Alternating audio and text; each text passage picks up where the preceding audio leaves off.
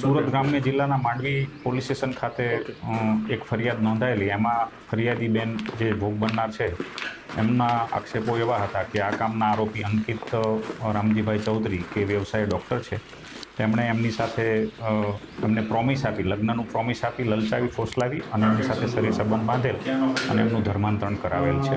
એ અનુસંધાને પ્રાથમિક ફરિયાદ નોંધી અને તપાસ ચાલુ કરવામાં આવેલી અને ત્યારબાદ ફરિયાદીએ વધુ કેટલાક પુરાવા આપેલા અને આક્ષેપો કરેલા કે એમનું ધર્માંતરણ આ કામના મુખ્ય આરોપી અંકિતભાઈ ચૌધરી અને એમના પિતા રામજીભાઈ ચૌધરી દ્વારા કરાવવામાં આવેલું છે. એમાં અન્ય લોકો પણ સામેલ છે.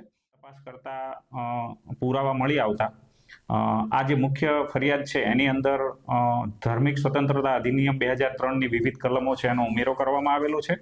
આરોપીઓ છે એમણે એક ટ્રસ્ટ બનાવી અને તમામ ટ્રસ્ટીઓ છે એમણે મુખ્ય ભૂમિકા ભજવી અને આ કામના ભોગ બનનાર છે એમનું ધર્માંતરણ કરેલ હોવાના પુરાવા મળી આવેલા અને એ અનુસંધાને ધરપકડો કરવામાં આવેલી અને એ અનુસંધાને રામજીભાઈ ચૌધરી છે એ મુખ્ય આરોપી, એ ઉપરાંત નવીનભાઈ ચૌધરી છે અને ગુરજીભાઈ પોટિયાભાઈ વસાવા છે, એમ 4 આરોપીઓ છે એની અગાઉ ધરપકડ થઈ ચૂકેલી.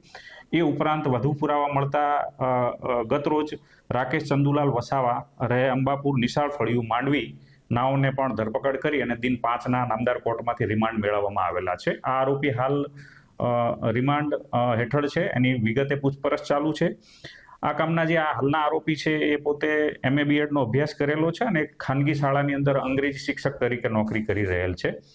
આ જે આરોપી છે રાકેશ ચંદુલાલ વસાવા, એમનો આમાં રોલ એ પ્રકારનો છે કે એ મુખ્ય આરોપી રામજીભાઈ ખલપાભાઈ ચૌધરી છે એમના ખૂબ અંગત અને વિશ્વાસુ છે અને એમના ત્યાં અવારનવાર જાય છે અને વિવિધ ધાર્મિક પ્રોગ્રામો છે એની અંદર હાજરી આપે છે અને એમના અંગત સચિવ તરીકે કામ કરે છે અને એમના તમામ હિસાબો છે, તમામ જે ગોપનીય માહિતી છે એ પોતે પોતાની પાસે રાખે છે અને એ અંગેનું રેકર્ડ પણ મળી આવેલું છે. એમાં વિગતે તપાસ કરી અને ડિટેલ પુરાવા મેળવવાની કાર્યવાહી હાલ ચાલુ છે. આ આરોપી જે છે એ હાલ રિમાન્ડ હેઠળ છે અને એમની વિગતે પૂછપરછ ચાલુ છે.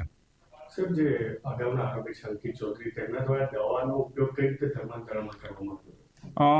એ ડૉક્ટર અંકિત ચૌધરી છે, BHMS ડૉક્ટર છે, BHMSની ડિગ્રી ધરાવે છે અને એ એમનું ન્યૂ લાઈફ ક્લિનિક કરીને માંડવીમાં એક દવાખાનું ચાલે છે, એની અંદર એ પ્રેક્ટિસ કરે છે. તો ત્યાં કોઈ તકલીફવાળા વ્યક્તિ આવે, માઇગ્રેનની તકલીફ હોય, લખવાની તકલીફ હોય કે અન્ય તાવ આવતો હોય કે બીજા પ્રકારની સામાન્ય તકલીફો હોય તો એમને દવા આપતા અને ત્યાં જ પ્રાર્થના કરાવતા અને એમનું માઇન્ડ વોશ કરી અને રામજીભાઈ તથા અંકિત ચૌધરી અને અન્ય સભ્યો છે એને ધર્માંતરણ કરાવવાની